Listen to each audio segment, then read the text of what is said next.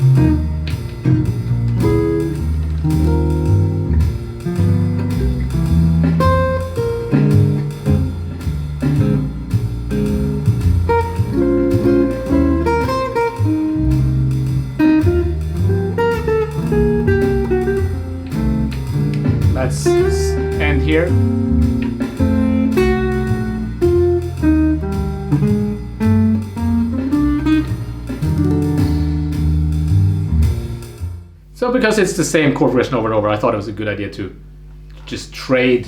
So you notice here that maybe a blues kind of approach works really well.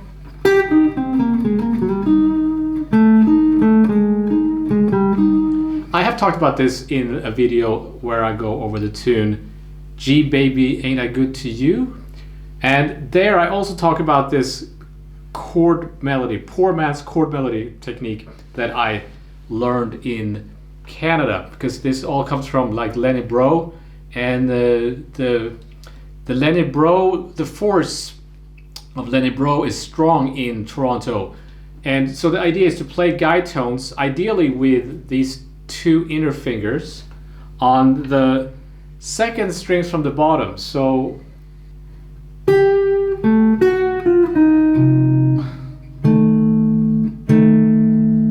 and then I play the G flat, then I move those down there to the guide tones of the B flat. Here I play a stack of fourths. Here I like to do this. It's like an altered chord. So what is it? G flat, C flat, E, A flat. Here the guide tones G7, C7, F7, B flat 7, right? So just like in that tune G Baby Ain't I Good to You, it goes down chromatically that when you have the cycle of the chords moving in fifths or fourths and they're dominant chords, you have this kind of guide tone line. And then you add the melody with the other fingers, the outer fingers.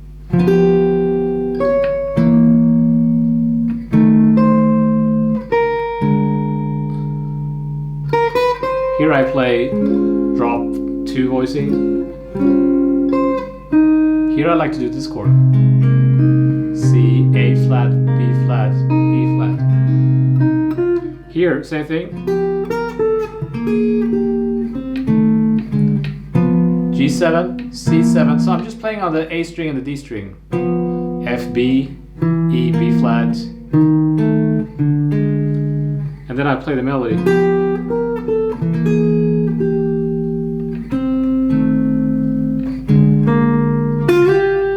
I like to play a 6 chord here. E flat 6 to a diminished, another diminished, and then a 6 chord of some sort. To get this Barry Harris movement, right? That I also talked about, Barry Harris movement. So it's this thing. Kind of.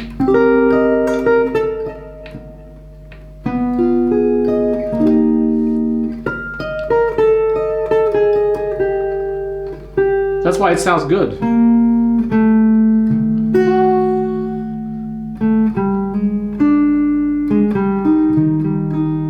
If you understand kind of how the harmony is moving like that, it could be E flat to F over E flat. Could even be A flat minor. I think I talked about this in my video called Barry Harris Movement.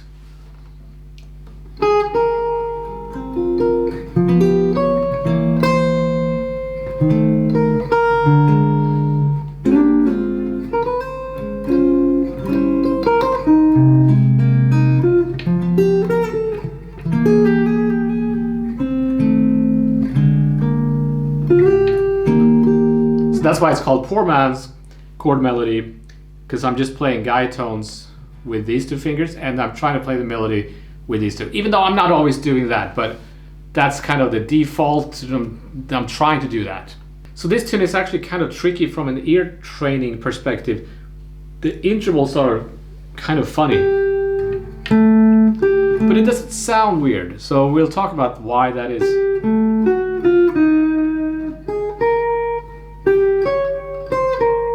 Especially the second half. That's actually a minor 9th interval, which is difficult to sing. And I am a firm believer that if you want to be a strong jazz musician, you have to be able to sing the melodies of the tunes you're going to play. I don't mean sing them as like you could actually sing them with a mic in front of an audience. I certainly would never do that. But what I mean is you should be able to sing the notes so that you can hear, oh, those are the notes. If you can't do that, you're not really, you don't really know the tune. So I don't mean with a good singing voice quality, because then you have to work on your voice, right? That's an instrument. But from an ear training perspective, you need to be able to sing the notes so that you have them internalized. That's also gonna help you to learn and memorize the tunes you're trying to play. If you go through this method, I'll show you 3 steps of how to think about this. And the third step is what I consider the best. I don't like YouTube videos where I go like, yeah, this changed everything and do this and you will get better in no time. Those kinds of clickbait videos, I don't make that because it's a little bit disrespectful to my viewers. But this actually did change everything for me when I started thinking about it this way. But I'll show you how you would normally teach this in a school or whatever. You have a note, G, the next note is an A. So, la, and now you're gonna sing a flat 7 down. Ding, dong, dong, ding, dong, la, da. And now you're gonna sing a minor 6.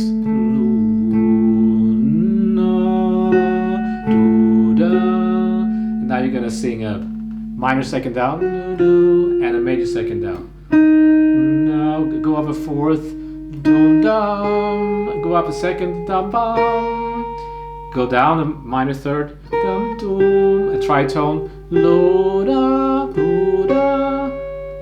and down.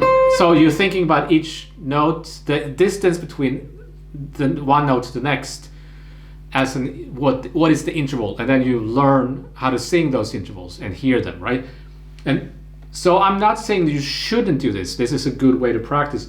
But if I try to do that of a tune like this, especially when you get to the B section, that's actually quite difficult. And I think that you would notice if you try to do it, when you finish the whole tune, you're gonna probably be a lot lower or higher. You're not gonna be in pitch anymore, unless you have really good ears.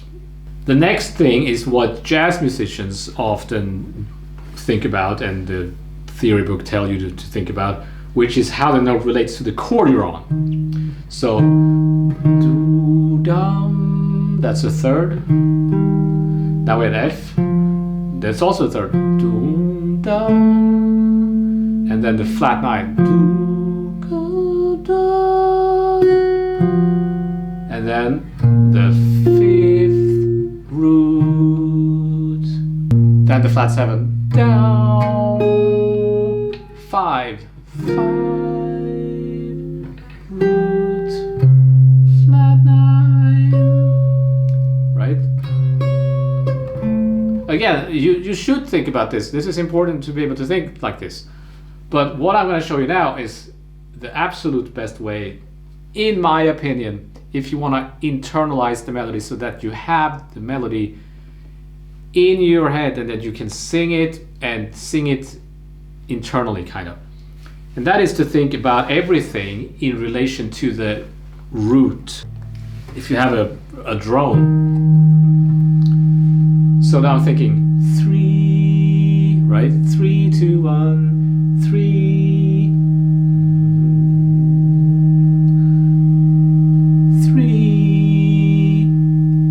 Sharp 11, minor 3rd, 2, 1, 4, 5, 3, flat 7, 6, 5, 5, flat 6, 6, 6, 6, 6, 1, 1, 1, 2, 3, 5, sharp 11, 4, 3, 6, which wants to go to 5, 3, 11, minor third, 2 1, 5 6 1 6 flat 6 5, sharp 11. There it is. You see, if I do that, I can actually sing that. But if I try to sing a flat 9 down from a note, that's much harder. So I don't know if you agree with me, but that is how I would work on it. When you do that, a couple of things happen. You start to hear the notes, how should I put it, with a kind of a more precision. Like you actually hear the notes for what they are. And you memorize the tune, you internalize it, so it becomes kind of part of you. And so I find this kind of practicing really helpful.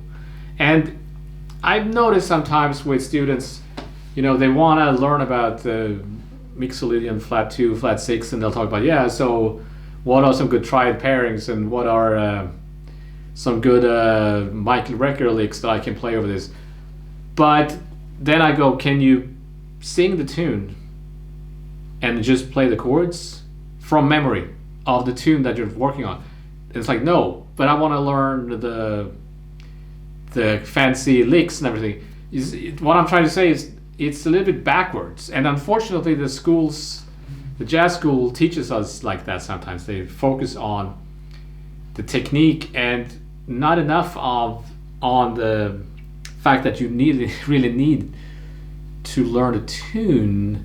If you're gonna be, that's what musicians do, right? Real musicians, they know tunes and they can sing the melody and they know a lot of tunes, and yeah, that's gonna give you a certain it's gonna be more convincing when you play if you really know the tune and you're improvising, right? Because ultimately the improvisation should be based on the melody of the tune. So I'm trying not to rant too much, but that was Why Can't You Behave? If you want access to all the Cole Porter tunes of the weeks, or all the Cole Porter tune of the week videos, you can join me on Patreon and you get access to all the Cole Porter tune of the week and much more, obviously. So with all that, thank you for your time and attention. I shall see you next time.